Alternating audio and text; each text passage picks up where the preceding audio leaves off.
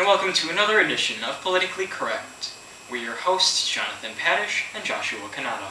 Hello, John. Now tonight we're going to continue our discussion on the ongoing saga that is Iraq. That's correct, and tonight we will be specifically looking at the linkages between former President Bill Clinton's foreign policy, especially in regards to his proclaimed Clinton Doctrine and the modern-day war on terror. Now, John, you made a reference to the Clinton Doctrine, which was a coined phrase back in 1999 by the Nation reporter Charles Krauthammer. Now, I believe we have a summary of what Krauthammer believed was the Clinton Doctrine. Yes. On March 23, 1999, in an address to the public, former President Bill Clinton stated, quote, "I want us to live in a world where we get along with each other, with all of our differences, and where we don't have to worry about seeing scenes every night for the next 40 years of ethnic cleansing in some part of the world," unquote. Now, as recently as last night, March 27, 2007, Mrs. Madeleine Albright, former Secretary of State under Bill Clinton, went on the liberally spun Colbert Report on Comedy Central, and I believe we have a clip of that. Madam Secretary, in what way is our conflict with Iran all Bill Clinton's fault? You'd know better than anybody. Well, actually not. It is the fault of the people who don't understand anything about what is going on in terms of the relationships that we've had with Iran for a very long time. Is this a clash of cultures here? I mean, there's a clash of civilizations. We've got to go to war with these people. No, it's a battle of ideas. Now, John, funny as Comedy Central might be, and the Colbert Report might be, I really do applaud them in trying to get the news and politics out into the younger generations, even though it might be a little liberal spun, but I still applaud them in their effort. Now, Madeleine Albright had actually a pretty good denunciation in that clip, denouncing the fact that Clinton might at all be responsible for the current situation in Iraq. That is true. Now, be that as it may, there's this growing speculation in the United States that the Clinton Doctrine was actually President George Bush's justification for engaging in this war on terror.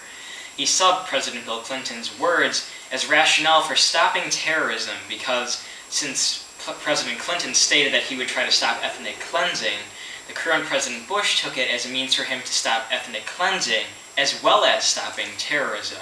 And this leads to the growing speculation that there is some belief out there that the Clinton Doctrine is justification for the modern-day war on terror. Now, John, but can it also be said that Bush engaged in Iraq for possibly a personal vendetta reason, and then after the growing speculation and the growing concern over the U.S. not performing quite as well as the American public might have in the last 4 years, couldn't it be said that Bush is actually backing to using the Clinton Doctrine as a justification rather than actually first off saying it was a justification? Although he didn't inadvertently say it and outright go and say that the Clinton Doctrine was his justification for the war on terror, he implies that it may have had an impact on his judgment for this war on terror. Now, tonight we have with us excerpts from your recent political writing, The Presidential Act Analysis, where you actually go in depth towards the similarities and differences between the Clinton Doctrine and President Bush's justification for the war on terror. If you mind telling us a little bit about your recent political writing. Well, the Presidential Act Analysis that I have recently completed was actually on the issue in Bosnia and the current U.S. involvement in Bosnia and later on in Kosovo. Now, in Bosnia, the situation was a little bit different, although quite similar. There were actually three ethnicities involved in the fighting, the Croats, the Bosniaks, and the Serbs. Now, it was in the former Yugoslav Republic, which after the collapse of the Soviet Union subsequently collapsed as well, and each were fighting to gain political power in the area. So that was the main issue at hand. The U.S. became involved through NATO, through the UN. It was actually during 1995 when the current Secretary of State was actually Warren Christopher, not Madeleine Albright.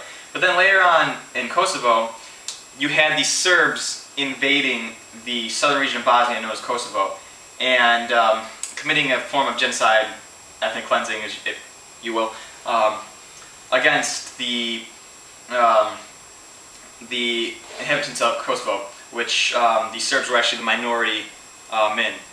And so, Madeleine Albright in the UN, working with foreign experts from previous administrations, they worked together and they actually went to the UN and got the UN involved and NATO involved and had airstrikes for a couple weeks in Kosovo. Now that didn't go as well as planned for Clinton either. He came under intense scrutiny for his actions, didn't go to Congress to use the troops in that situation. But later on, Congress was in a fierce battle over whether or not to support the military action in Kosovo or not. And, well, it was actually, during that time, Senator John McCain of Arizona, he actually supported the war and wanted Congress to support it as well.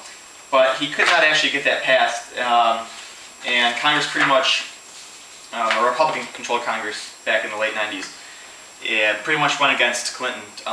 So in that regard, there's a similarity in that Congress, as today, is feuding over the appropriations bill has been going on this week to finance the war. But there are very limited similarities. The ethnic idea has been brought up, also the issue of Congress. Yeah, that is true. When we look to Iraq, we actually see that there is this growing ethnic tension between, namely, three groups: the Sunnis, the Shias, and also the Kurds in the northern region. And we actually may believe that there is this growing ethnic tension due to this, and that there could be some possible Clinton doctrine implications in this situation. And we also see the similarity between Clinton and Kosovo, and also President Bush and Iraq, due to the fact that in current days, there is no longer this Republican-controlled Congress, and now President Bush has to fight with Congress, who is now democratically controlled in both houses over this 2007 appropriations bill for military funding. Right, John, I like how you brought up the now Democratic-controlled Congress. Now, back when it was Republican-controlled, Bush actually did get congressional approval for this war, as I said before, possibly riding on the coattails of 9/11. I thank you for bringing up that difference. Yes, we actually have some recent footage on C-SPAN of the growing debates in both houses of the Congress, if we don't mind taking a look at both of those. By denying members, both Democrats and Republicans, their rights to offer amendments to the legislation, I can assure you that all bets are off on getting our committee work done. Let me say to the members what hurts our troops. I found our troops 44,000 without body armor. I found our troops with a shortage of jammers. I found our troops with a shortage of up-armored Humvees. I find our troops now, because of the policy, having to go back to Iraq before they have a year at home. I find our troops now, because of the policy of this White House, having to extend troops that have been there 13 months. And I find our troops having to go into combat untrained or not as trained as well as they should, not going to the desert where we have this tremendous training area, going right into Iraq. That's what hurts our troops. That's what hurts the morale of the troops when you send them without training, without the additional training they need, without the equipment they need, and without the resources they need. We're putting the resources. If you vote against this bill, you're voting against the resources they need to go into combat. Well, the language in those debates seemed as intense as the Lincoln-Douglas debates of the 1800s. Wouldn't you say so, Josh? I would definitely say so, John. Well, hopefully we will find out in the next few days exactly how similar President Bill Clinton's Kosovo is to George Bush's war on terror. Now, we saw with the recent 50 to 48 voting down of the amendment to get rid of the timetable in Iraq in the Senate that there will be as much debate as there has been in the past on this current House Appropriations bill. Now, we encourage all of you to stay up on your news, stay up on your politics, and continue watching C-SPAN.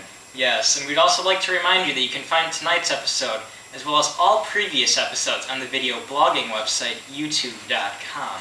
Simply type in Politically Correct, and you'll find us. And we encourage you to watch to your heart's desire. Now, to leave you tonight, we'd like to read a quote from Barack Obama, Senator Barack Obama from the state of Illinois, in The Audacity of Hope. He states, "I'm not naive enough to believe that one episode in the wake of catastrophe can erase decades of mistrust. But it's a start." And with that, I'm Jonathan Paddish. I'm Josh Canada. And we are Politically Correct.